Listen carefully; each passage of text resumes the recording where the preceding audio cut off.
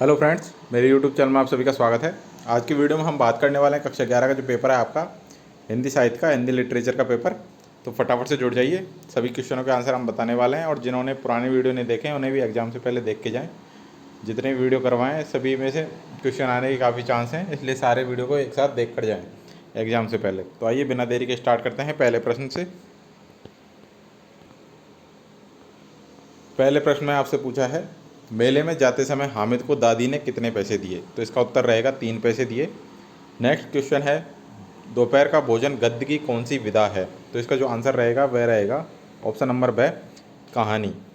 Next है third number, गूंगे कहानी में मंदिर की मूर्ति की तरह बताया गया है किसको? चमेली को। 4 नंबर प्रश्न है, आदमी की औकात कहाँ पता चलती है? तो घर से बाहर कदम रखने पर। नेक्स्ट है, कबीर किस काव्य धारा के कवि हैं? तो कबीर हैं निर्गुण ज्ञानाश्रयी धारा के कवि।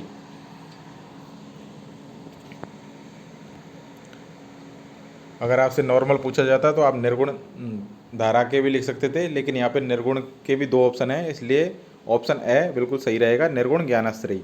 नेक्स्ट है 6 नंबर, मुरली तव गोपालहि भावती पद में मुरली किसको प्रिय है? तो मुरली प्रिय है कृष्ण को। ऑप्शन नंबर से आपका सही उत्तर रहेगा। नेक्स्ट है 7 नंबर, सिमटा पंख सांझ की लाली जा बैठी अब तरु शिखरों पर। इन पंक्तियों में संध्या की लालिमा पर किसका आरोप किया गया है? तो ये किया गया पक्षी का। नेक्स्ट है, मोम के बंधन संजीले का आशय क्या है? तो इसका उत्तर है सांसारिक आकर्षण। तो आगे बढ़ने से पहले आप सभी से रिक्वेस्ट है कि जिन्होंने चैनल को अभी तक सब्सक्राइब नहीं किया है चैनल को सब्सक्राइब कर लें, नोटिफिकेशन बेल को ऑन कर लें, जिससे आपको हर वीडियो की अपडेट टाइम से मिल सके। और डिस्क्रिप्शन में व्हाट्सएप ग्रुप का लिंक दिया हुआ है, जाकर ज्वाइन कर लीजिएगा। आइए बढ़ते हैं आगे।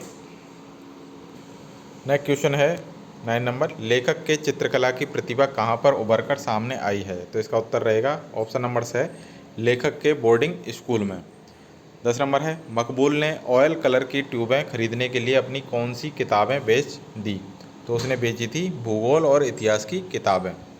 नेक्स्ट है, आवारा मसीहा में किसकी जीवनी प्रस्तुत की गई है? तो आवारा मसीहा में प्रस्तुत की गई है जीवनी शरत चंद्र चट्टोपाध्याय की। नेक्स्ट है, शरत को जन्मेजय की तरह नाग यज्ञ करने की प्रेरणा कहाँ से मिली? तो उसे प्रेरणा मिली थी विषाक्त सांप के काटने से। नेक्स्ट क्वेश्चन है, सम चरणों में 13-13 मात्राएं और विषम चरणों में 11-11 मात्राएं कौन से छंद में होती हैं? तो यह होती हैं दोहा छंद के अंदर। ऑप्शन नंबर है आपका सही उत्तर रहेगा। नेक्स्ट है 14 नंबर, एक गण में वर्णों की संख्या कितनी होती है? तो यह होती है 3। इनको आपको अति लघुत्रात्मक के रूप में भी याद रखना है। सेकंड नंबर क्वेश्चन है जिसमें आपको रिक्त स्थानों की पूर्ति करनी है। पहला है, स्थायी भाव के उद्दीप्त होने पर आलंबन द्वारा की जाने वाली चेष्टाएं क्या कहलाती हैं? तो यह कहलाती हैं अनुभाव। नेक्स्ट है सेकंड नंबर, आचार्य भरत मुनि रस को काव्य की आत्मा माना है। तो आचार्य भरत मुनि ने रस को काव्य की आत्मा माना है। थर्ड नंबर है, जहाँ शब्द की आवृत्ति हो किंतु अर्थ भी भिन्न हो वहाँ यमक अलंकार होता है। 4 नंबर है, तुम मम प्रिय भरतई सम भाई पंक्ति में कौन सा अलंकार है? तो इसमें है उपमा अलंकार। नेक्स्ट है 5 नंबर, स्वर व्यंजन के उच्चारण में लगने वाले समय को क्या कहते हैं? तो इसको कहते हैं मात्रा। 6 नंबर है, मालिनी छंद के प्रत्येक चरण में कितने वर्ण होते हैं? तो इसमें होते हैं 15 वर्ण।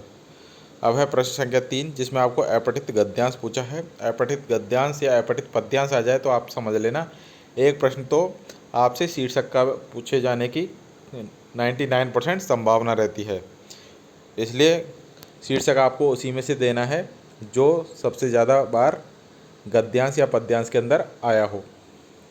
तो अब गद्यांश देख लेते हैं। यह आपका पूरा गद्यांश है। गांधी जी के अनुसार शिक्षा शरीर मस्तिष्क और आत्मा का विकास करने का माध्यम है। वे बुनियादी शिक्षा के पक्षधर थे। उनके अनुसार प्रत्येक बच्चे को अपनी मातृभाषा की निःशुल्क एवं अनिवार्य शिक्षा मिलनी चाहिए जो उसके आसपास की ज़िंदगी पर आधारित हो। हस्तकला एवं काम के जरिए दी जाए रोजगार दिलाने के लिए बच्चों को आत्मनिर्भर बनाएं। इस तरीके से पूरा इसको पढ़ लेना है। ये बाकी का बचा हुआ गद्यांश है। इसके प्रश्न हैं, पहला, गांधी जी के अनुसार प्रत्येक बच्चे को किसकी अनिवार्य शिक्षा मिलनी चाहिए? तो अपनी मातृभाषा की। सेकंड नंबर क्वेश्चन है, गांधी जी किस शिक्षा के पक्षधर थे? तो बुनियादी शिक्षा के पक्षधर थे। थर्ड है, बच्चों को आत्मनिर्भर कौन सी शिक्षा बनाती है? तो अभी आपको पढ़ाया था पूरा, इसमें से ही इसका उत्तर मिल जाएगा। कौन सी शिक्षा बनाती है? मातृभाषा, जो बुनियादी ढांचे पर निर्भर हो, जो बाकियों को आत्मनिर्भर बनाने का काम करती है। फोर नंबर है, बुनियादी शिक्षा में बच्चों को किस परिवेश की शिक्षा देनी चाहिए? फिफ्थ नंबर है, बुनियादी शिक्षा से क्या तात्पर्य है? छः नंबर है, गांधी जी के अनुसार शिक्षा किन के विकास का माध्यम है? तो पहली लाइन आपने देखी है, तो ये उसका उत्तर रहेगा। सेवन नंबर है, गांधी जी ने भारतीय समाज एवं राजनीति में किन मूल्यों को स्थापित करने की कोशिश की? नेक्स्ट है, उपयुक्त गद्यांश का उचित शीर्षक बताइए। अगला प्रश्न है 4 नंबर, जिसमें आपसे पूछा है, निम्नलिखित अपठित पद्यांश को पढ़कर दिए गए प्रश्नों के उत्तर दीजिए। तो अब आपसे पूछा है पद्यांश, ये पूरा पद्यांश है। अब इसके प्रश्न देख लेते हैं। पहला प्रश्न है, श्री कृष्ण पांडवों को का संदेश लेकर कहाँ गए थे? तो वह गए थे हस्तिनापुर। भगवान हस्तिनापुर आए, पांडवों का संदेश लाए। सेकंड नंबर है, श्री कृष्ण ने युद्ध टालने हेतु कितने गांवों की मांग की थी? तो ये देखिए, दे दो केवल 5 ग्राम, तो 5 गांवों की मांग की थी। नेक्स्ट है, उल्टे हरि को बांधने लगा। हरि शब्द किसके लिए प्रयुक्त किया गया है? तो हरि शब्द प्रयुक्त किया गया है श्री कृष्ण के लिए। नेक्स्ट है, जब नाश मनुज का पर छाता है, पहले विवेक मर जाता है, पंक्ति को चरित्रार्थ करने वाली बताइए। 5 नंबर है, पद्यांश के अनुसार न्यायोचित क्या है? 6 नंबर है, परिजन पर असी न उठाइए, पंक्ति में असी शब्द का क्या अर्थ है? और 7 नंबर है, पद्यांश का उचित शीर्षक बताइए। अब है लघुत्तरात्मक प्रश्न, उत्तर सीमा आपकी 40 शब्द। 5 नंबर प्रश्न है, उल्टा पिरामिड शैली की लेखन प्रक्रिया को समझाइए। 6 नंबर है, रेडियो के लिए समाचार लेखन की बुनियादी बातें क्या हैं? 7 नंबर है, श्लेष अलंकार को उदाहरण सहित समझाइए। 8 नंबर है, लेखक ने जापानियों की संज्ञा किससे की है और क्यों? 9 नंबर है, मानवीय अधिकारों के संबंध में ज्योतिबा की क्या अवधारणा थी? 10 नंबर है, कस्तूरी मृग के अपने पर ही चिढ़ने का क्या कारण है? 11 नंबर है, शरद के पिता का क्या शौक था, वह अपने शौक को पूरा क्यों नहीं कर पाते थे? 12 नंबर है, रांगे राघव अथवा सुमित्रा नंदन पंत में से किसी एक का साहित्यिक परिचय लिखिए। अब है दीर्घ उत्तरीय प्रश्न, प्रसंग 13 है, अमरकांत की दोपहर का भोजन कहानी का उद्देश्य स्पष्ट कीजिए।